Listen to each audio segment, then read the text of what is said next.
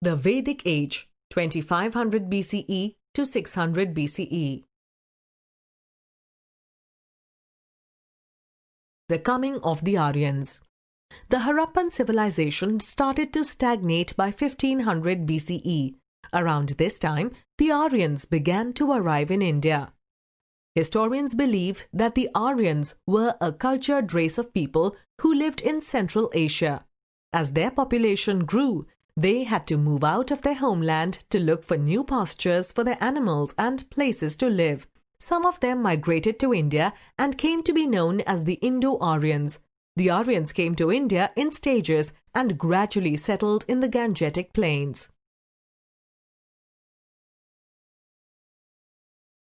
The phases of the Vedic period. There are two main phases of the Vedic period: the early Vedic period, 1500 BCE to 1000 BCE, and the later Vedic period, 1000 BCE to 600 BCE. During the early Vedic period, the Aryans settled in the Sapta Sindhu region and called it Brahmavarta, or land of the gods. In the later Vedic period, the Aryans moved to the Gangetic Valley and named it Aryavarta, or land of the Aryans. Vedic literature. The religious literature of the Aryans are known as the Vedas. There are 4 Vedas: Rigved, Atharvaved, Samaved, and Yajurved.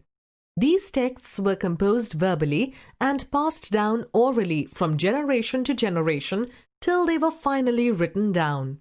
Brahman, the Upanishads, the Puran, and the 2 epics, Ramayana and Mahabharata, are the other important religious texts of the Aryans. These books are collectively known as the Vedic literature. They tell us a great deal about the social, religious, economic, and political life of the people during this period. Political organization. During the early Vedic period, the Aryans organized themselves into tribes called Jana. Each Jana consisted of many villages called Gram. The head of the Gram was the Gramani. The head of all the tribes was the Rajan, or king, who protected the tribe from the enemy. The Sabha and the Samiti were 2 councils which advised and guided the king. He was also assisted by the Purohit, religious advisor, and the Senani, commander-in-chief of the army. During the later Vedic period, the small tribes grew into large kingdoms. The king became very powerful, and kingship became hereditary.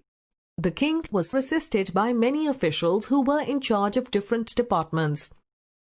Many rituals and sacrifices, or yagnas, like the Rajasuya Yagna and the Ashwamedh Yagna, were performed to confer supreme power on the king. Classification of society. The Aryan society was divided into 4 classes or varnas on the basis of people's occupation.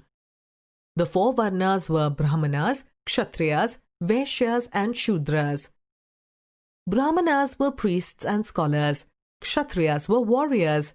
Vaishyas were farmers, traders, and craftspeople. Shudras were laborers who did menial jobs.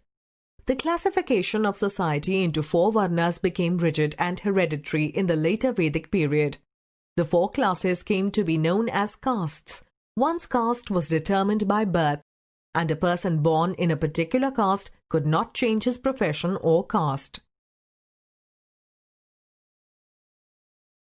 The 4 ashram. The life of an Aryan was divided into 4 stages or ashram. Brahmacharya was the first stage, when a person stayed with his guru and received education.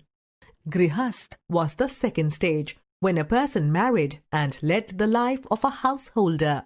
Vanaprasth was the third stage, when one gave up worldly life and went to the forest to meditate.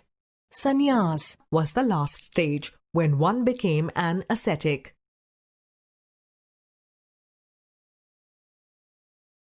Economic life of the Aryans. In the early Vedic period, the Aryans, who were nomads, began to settle down. They practiced agriculture and reared livestock. Other than those involved with agriculture, there were also chariot makers, potters, leather workers, and weavers.